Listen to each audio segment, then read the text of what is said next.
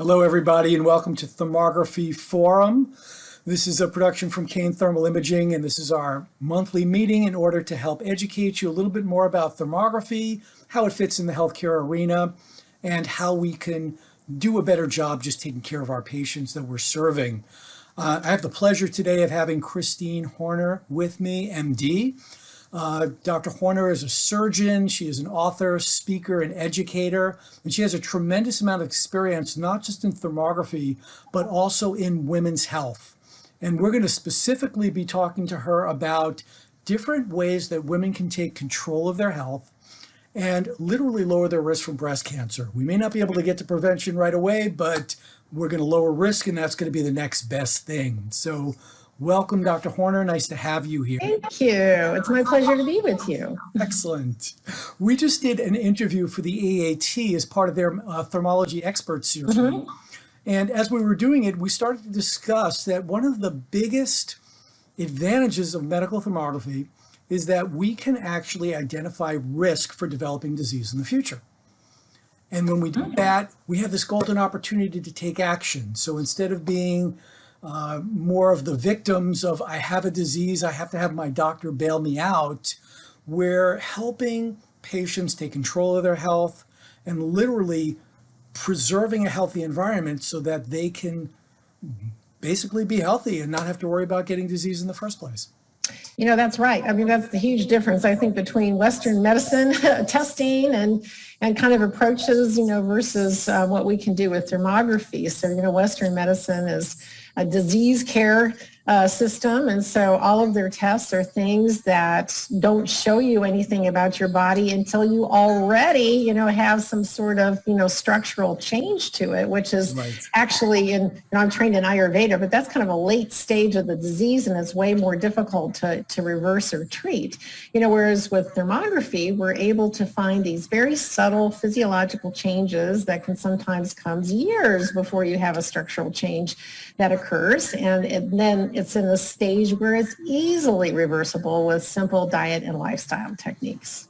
And isn't that the point? If we can catch it when the body can still take care of it, isn't that the best way to go? Absolutely. Prevention and, thermography to me is just so empowering because it really can be used as a preventative tool. And to me, it's the only preventative tool because, again, Western medicine is only able to pick up things once we have structural changes. And we want to get in there before that time. So for me, it's just this incredibly powerful, empowering tool and gives you this unbelievable sense of safety, I think, and being able to monitor your health. And doing a scan one time is not enough. This involves doing follow-up imaging on a regular basis so that you can keep on top of your health. Right. So let's talk about how you got into this field. You were a reconstructionist breast surgeon, and now you're in the wellness community. Give us a little bit of how that transition happened. Sure. So, so I'm board certified general surgeon and a board certified plastic surgeon. So I did have a passion for breast cancer patients because my mom had been diagnosed with breast cancer, and then she actually ended up dying from stage 1 disease that progressed to have metastasis and then ultimately took her life. So that had this huge impact on me. In addition to that, I was watching my patients become younger and younger and younger. And finally, when I had women in their 20s walking through my door with breast cancer, for me to do the reconstructive surgery, that was devastating to me.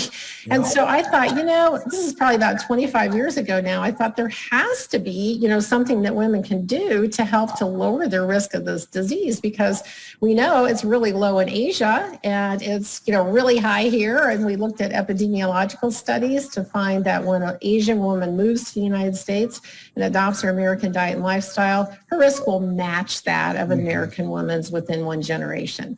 So it truly is our diet and lifestyle. And again, 25 years ago, I went through the medical research just to see, okay, what do we know, that can help to lower the risk? And I found thousands of studies back then, pointing out exactly what we're doing wrong. And it's all diet and lifestyle related. And the ridiculous thing is here, I'm a double board certified surgeon and went through, a really great medical school and all that kind of stuff. Never had a single course on nutrition. We didn't even consider, diet and lifestyle. And it turns out that that's the thing that actually influences your risk of getting virtually every chronic disease, from heart disease, diabetes, and obesity, cancers, and so forth. So, when I found all that out, and then I got introduced to Ayurveda, the traditional system of medicine from India, which is all about prevention. I mean, that was the first time in my life that I actually learned about prevention. And so I just thought people need to know this. And so I started doing a segment in the television newscast in Cincinnati, Ohio, where I was in practice. I pitched them. I said, hey, let me be your on-air doctor talking about complementary and alternative medicine techniques. And so I actually predated Dr. Oz on that one. Wow. But the more I learned, the more I thought, this is so important. And I'd much rather be teaching people how to prevent getting this horrible disease rather than being on the cleanup crew. So I ended up making the hard decision to leave my practice and dedicate myself full time to teaching people how to become and stay healthy naturally. And for the last 20 years or so, I've been doing mostly television, radio, and writing books. I was introduced to thermography probably almost 20 years ago, I think now, and in relationship to breast, imaging. And I was just like, oh my God, this is like the coolest thing. And I just really love the technology. And so about 6 years ago, I actually decided to start working as an interpreter for thermographic images, and have my passion for thermography has grown even more. And just recently I opened my own mobile thermography business. So I'll be doing the imaging as well as the interpretations. But obviously I have a huge passion, for this technology because I just think it's just remarkable, kind of magical. Yeah. And tell me exactly, I mean, I already know the answer to a lot of these questions, or for our audience, but what did you find in the thermography that was so provocative that you wanted to integrate it into this general wellness program that you were working on? Sure. So actually what happened was when my first book that I wrote was on all the natural approaches to protecting against and fighting breast cancer. So it was all the foods, supplements, lifestyle, and so forth. It's called Waking the Warrior Goddess. And the subtitle, Dr. Christine Horner's Program to Protect Against and Fight Breast Cancer. So as I was writing that, I thought, it's really hard to get people to change their diet and lifestyle, but they won't take a supplement.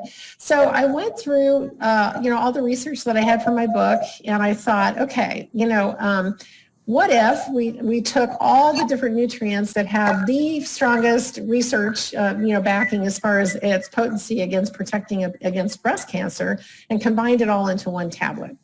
So we called it Protective Breast Formula. So that came out. It's now Nature's Way now owns it. It was enzymatic therapy to begin with, but that came out in 2005 with the release of my book.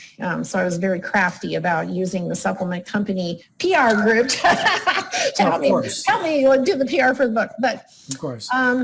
So a couple of years after that, I received a phone call from, Dr. Amalu and this, your area kind of. Yeah. And so he called me up, and I had another, like a thermographer in Redding, California, call me up too. And they said, you know what, we discovered your Protective Breast Formula, and we started giving it to women who showed increased early warning signs on thermography, and then rescanned them in about 3 months. And they said they had never, ever seen anything more powerful in reversing those, the findings in the patterns that we saw. So, from there, I've actually I've added a couple more supplements, but also do coaching and, definitely recommend my book because that's packed full of more information than anybody could ever, want about it. And the whole idea is to really help people to reverse these early warning signs and really clear up, what we're seeing on thermography and enjoy a much better state of breast health, but also overall health with it. And another thing that was so interesting to me too is that So the thermographer that was in Redding, California, when she was speaking to me, I said, well, as a doctor, we have such a hard time having our patients be compliant. Right. And she goes, oh, no, this is what thermography does, is that human beings are visual. And when they visually see what their, physiology looks like on a thermogram, and then they see what happens when they, do like a real, I always call it kind of the full court press on diet and lifestyle and in the nutritional supplements, it's like the most motivating thing that they've ever experienced and I've ever experienced, where when people can visually see that what they're doing is causing that kind of an improvement on their thermal imaging, then it is something that really helps them to stay on that healthy diet and lifestyle and just stay with the program. No, absolutely. I found the same thing in my practice as well, that picture, and that gives them the motivation. Right. All of a sudden they feel empowered, they take control, they can make changes, and they can get that feedback, and it's objective. It's not just trusting what their doctor is saying, right, or even the thermographer is saying. It's just looking at a visual and they can see it. Right. Yeah. Now the supplements and the nutritional interventions is exactly why I wanted to interview you. Okay. There are so many centers out there that I'm supporting right now, and there's so many different ways to intervene. If you think about it, breast cancer prevention is the bleeding edge at this stage. There's not a lot of full-out research being done. Everyone's experimenting with different protocols. We're trying to figure out what's working, but to get that demonstrable change on the thermogram is very powerful evidence, especially when you compare that, when you add that maybe to a laboratory test or some other objective functions. So let's talk a little bit about the supplements, what's in them, and why that's been so effective in your opinion. Sure. So I'm just going to digress just a little bit, where it's like supplements, their names mean that they're actually supposed to supplement a healthy diet and lifestyle. So the foundation of what you're doing is to really, focus on cleaning up your diet and lifestyle as much as you possibly can. And this was kind of the point of, my book is like, well, what does the research show? What are the things we need to avoid doing because they increase your risk? What are the things that you need to favor because they decrease your risk? So there's this, one of my favorite sayings, which is that you can mop the floor, but you'll never get it dry unless you turn off the faucet first. So learn, educate yourself about that. And like I said, my book is a resource for that.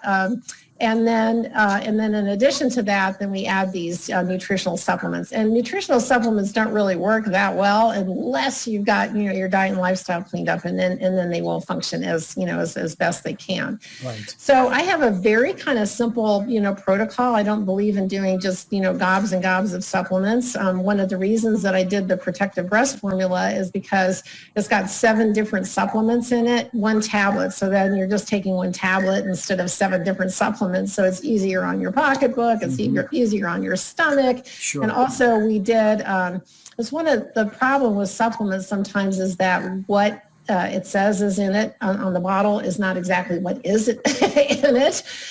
So you have to be a little careful about the quality of your supplements. And so the supplement company that I worked with is extraordinarily reputable. They have their own lab.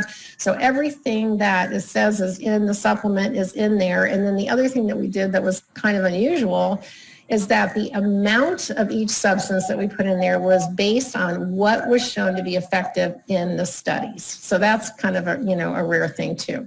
So it's got turmeric, the Indian spice that's really well known. There's over 30 different anti-cancer properties that they've mapped out with that.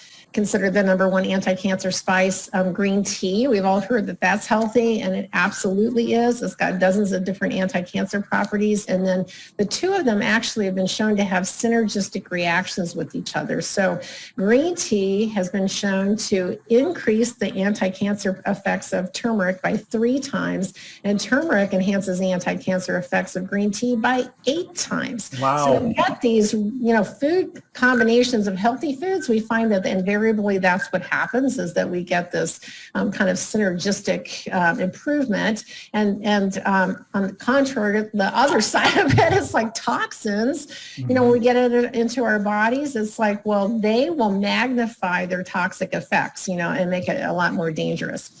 So anyway, so it's got the green tea turmeric in it, maitake mushrooms, which helps with the immune system and has some direct killing effects to cancer cells. It's got 2 different things from cruciferous vegetables, the indole-3 carbinol. In supplement form, we usually do it where 2 molecules of the indole-3 carbinol are joined together, which is the active form. So that's called DIM, D-I-M. Calcium deglucarate, which helps the body to detoxify itself.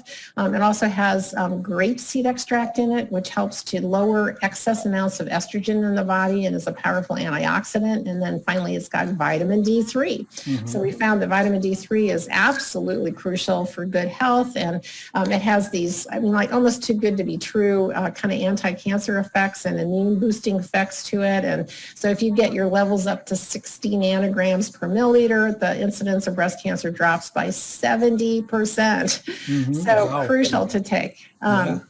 So that's the protective breast formula, and it's available, you know, mostly online is where you'll find that.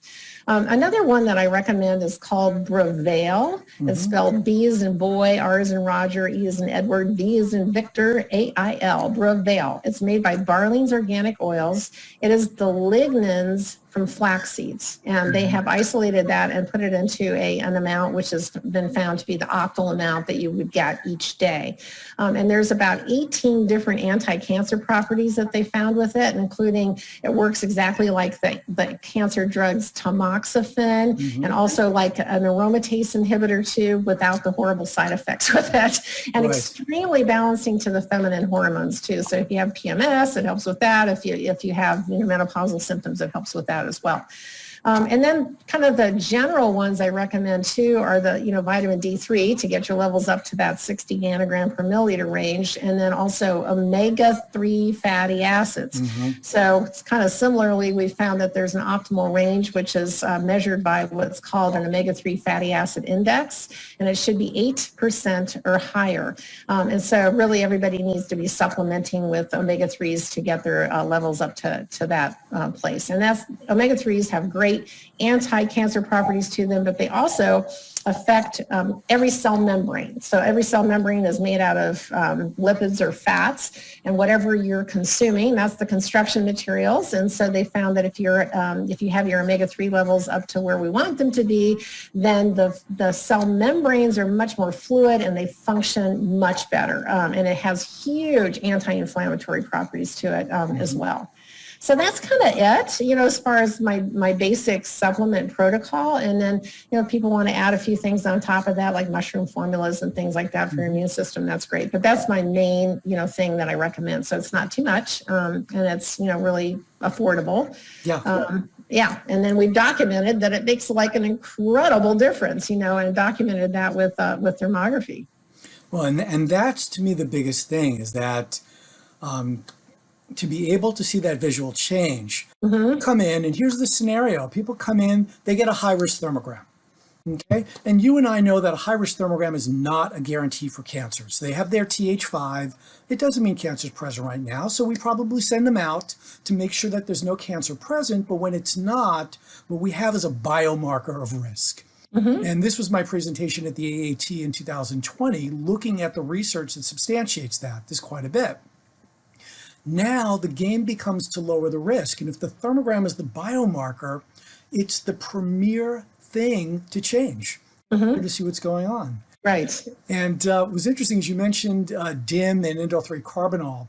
Back in the mid-2000s, I actually did some studies, you know, just casual ones in my office, looking at pre and post using both of those. And what I noticed was 2 things. Number one, I was noticing a decrease in the TH ratings, but I was also noticing a decrease in symmetrical patterning as the estrogen was cleared up.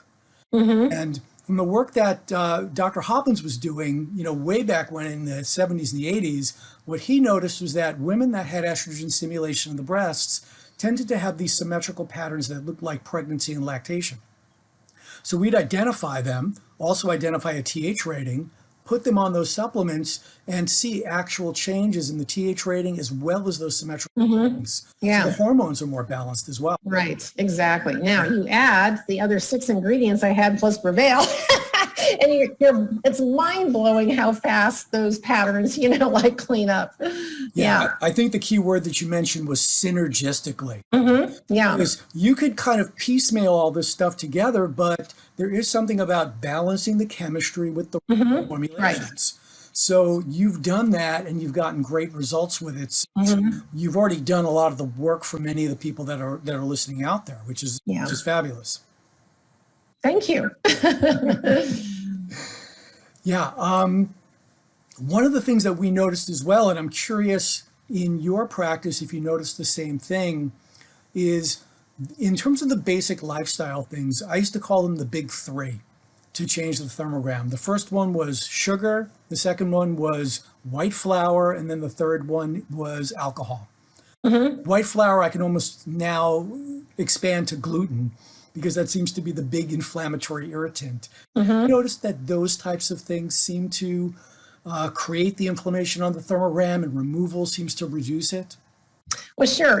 Sugar is like just a pure toxin to the human body, and it's just the most pro-inflammatory, substance you can possibly consume. Grains like white rice, and because you're just saying just like, the white wheat, but actually white rice that has had all the fiber removed from it, can, act as the same way. Believe it or not, like they found that red meat and grilling red meat is one of the highest risk factors for both breast cancer and prostate cancer, colon cancer. They're all, similar types of tumors.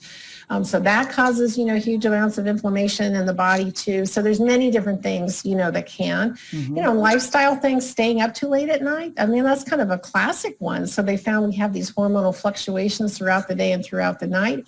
If you go to bed before 10 o'clock, which is what has been recommended by Ayurveda for 5,000 years, you go to bed before 10 o'clock, get up by 6 o'clock, those hormonal fluctuations are optimal.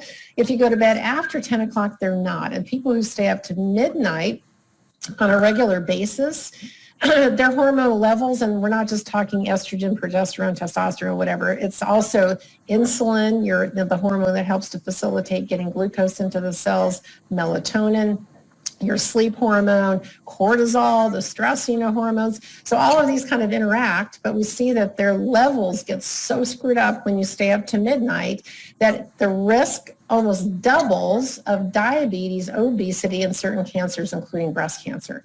So that's how important, good quality sleep is, and getting into bed before, 10 o'clock. Exercise, another thing. It's just like, the human body must move. And when we don't, it's something that just drastically increases our risk of all sorts of different chronic diseases.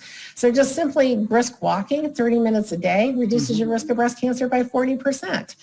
So it's just like, okay, these are fundamental things, that we've heard about. And when I was doing my research for my book, it was like, what? These are all the things that have been shown to be important for reducing breast cancer, but it's actually, not specific for breast cancer. Is how do you create, general good overall health, which then lowers your risk of, every single chronic disease. Right. The statistics that you're quoting are really powerful. I mean, you could sit there and say to somebody, it's a good idea to take a brisk walk because it lowers your risk for breast cancer. But if you sit there and say a brisk walk will lower your risk for breast cancer by 40%, Yeah, it's an incredibly powerful number and very motivating. Right. And if you do really rigorous exercise, so like I'm an avid athlete, I run long distances, like 8-10 miles a day and play tennis and stuff. They can find up to an 80% reduction in breast cancer in people who are, super active. So, so and then stress, is a thing that plays a huge role in every single disease, and breast cancer is no exception. So the research shows that if a woman has a very stressful event that happens in her life, there's a 12 times higher risk of her developing breast cancer in the ensuing 5 years. So this is where I've been practicing transcendental meditation for the last 25 years. And it really is like, it's not an option anymore. You have to do some sort of an effective stress reducing technique, whether it's, meditation, Tai Chi, Qigong, yoga, those kinds of things, trains your nervous system to not be as responsive to stress. So when stress occurs, and most of it is stuff that's like beyond our control, like COVID, then your nervous system doesn't respond as much and you don't get as much damaging effects from that stress. Right. And things like transcendental meditation and just mindfulness techniques, they're proven at this point. Yes, very. Yeah. They've done laboratory tests looking at cortisol levels, stress hormone things to validate that it's a true effect going on in the body. Yeah, absolutely. In fact, there was a study out of Canada that showed the people who practice transcendental meditation an average of 5 years, they used the hospital system or admitted to the hospital system 50% less for every single diagnosis except for pregnancy. Right. So that was done in Canada, where they can get some better stats with their healthcare system. But basically cut your risk in half of everything. Yeah, incredible. So let's circle back to sleep for a second. Let's say you've got somebody that they always go to bed 11, 12 o'clock at night to try to get on a healthier program. Yeah. Any tips to convert to get? Sure. Yeah. So I have like a whole chapter in my book on that. But basically, one of the techniques is to go to bed 15 minutes earlier every week. So you're kind of naturally, backing your bedtime, up to the 10 o'clock mark, because if you try to do it just kind of cold turkey from going to bed at midnight, it usually doesn't work. So it's 15 minutes every week until you're, going to bed before 10. And then there's, all sorts of recommendations, like you shouldn't be doing any kind of computer work or, things that are using that blue light that really keeps you awake and disrupts your melatonin levels. You shouldn't be watching any kind of television that's upsetting. In Ayurveda, they talk about all these things that you do that are kind of in preparation for getting a good night's sleep that you start a couple hours before you go to bed. Doing a really light meal for dinner instead of the heavy meals like we're used to in America. And then, just listening to soothing, music or taking a hot bath and, reading pleasant things. So it's not time to watch CSI Miami. No, that's right. Yeah. And then there's some nice herbal teas that you can have that help, with sleep, chamomile, most people have heard about that and so forth too. So it's kind of this whole, kind of program, a different way of thinking as far as that what you should be doing in the evening is prepping yourself for bed to get a good night's sleep. Yeah. Yeah, great. Because I think that's something that'll be helpful. I'm glad there's the chapter in the book too. Yeah. For people to convert, it's just some people just have a hard time doing it, and strategies to prepare the body. Very, very important. I know for me, I'm an open water swimmer, and most of my swimming happens between 5 and 6 in the morning. So I'm getting up early in order to make that happen, and all of a sudden going to sleep at 9:30 is very easy. Yes. I go to bed about 8. Yeah, so it just, you start to, as your lifestyle changes, these things become more natural and convenient as well. Yeah. Good, excellent. Well, is there anything else that you'd like to leave our viewers with in terms of tips, strategies, anything that they should really know in order to get the maximal effect to their patients? Sure. So one thing that, again, I'm certified in Ayurveda, but to me, the whole system just makes the most, sense. So we're exposed to so many toxins, all the time, our food, our air, the water, we're in a toxic soup. 5,000 years ago, they recommended doing a regular detoxification called pancha karma. Pancha means 5 and karma means actions.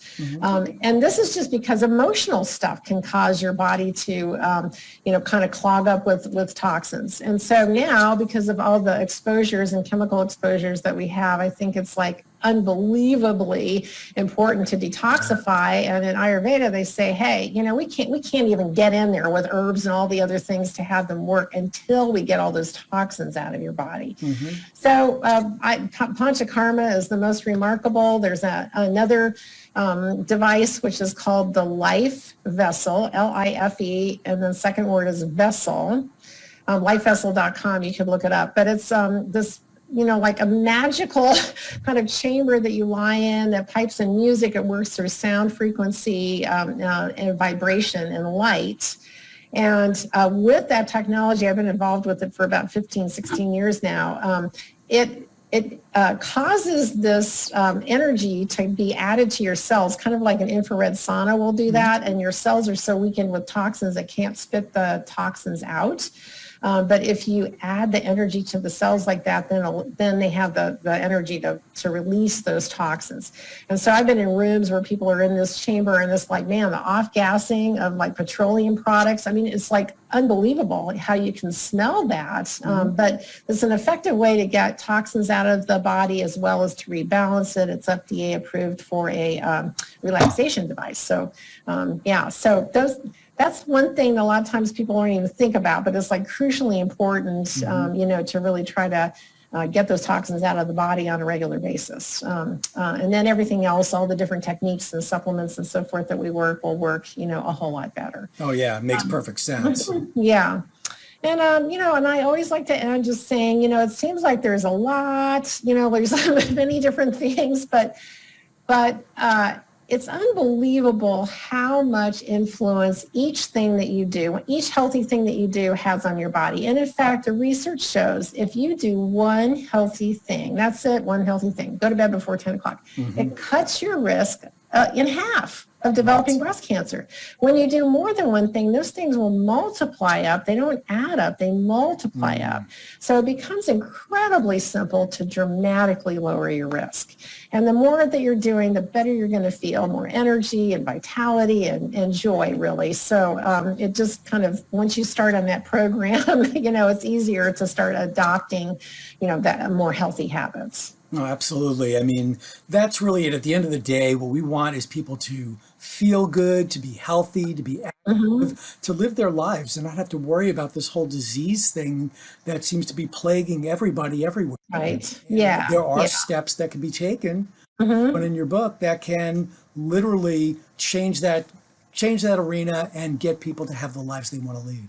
Yes, I mean, absolutely. I just, that was one of the reasons I left my practice is I just saw so much needless suffering, it just really hurt my heart. And I just thought, there's just simple things that people can do and, can make all the difference. So that's, like I said, what I've been doing for the last 20 years. And we are glad you have. Teaching that. Yeah. So, and then like thermography to me is just like this amazing tool that really helps us with people with their preventative programs and allows us to be able to monitor whether the treatments are effective or not and so forth. So it's completely unique tool that gives us totally unique information like no other test does. Excellent. Circling back to the detoxification protocols you were talking about, are those mentioned in your book as well? Oh yeah, I have a whole chapter on that too. Great. So I have a chapter on detoxification, which includes panchakarma, because most people are thinking, oh, what's that? That's weird. But there's clinics, throughout the United States where those treatments are done. And then I also go through other types of detoxifications and ones that you can do at home, too. Excellent. Yeah. Great. Well, I think we've come up with all the time that we have. I want to really thank you for the information and taking the time and just making your experience available. You've gone through so much and have seen so much. The more we can collaborate like this, the better we're going to be able to serve people in our communities and really make a dent in the health system. Yes, you are absolutely right. So what I'll do is I'll put a slide up once we're finished to conclude the interview that'll have Dr. Horner's contact information, ways you can get in touch with her, ways you can order the books, all that good stuff. And I want to thank everybody for attending and watching. And we look forward to seeing you at the next Thermography Forum.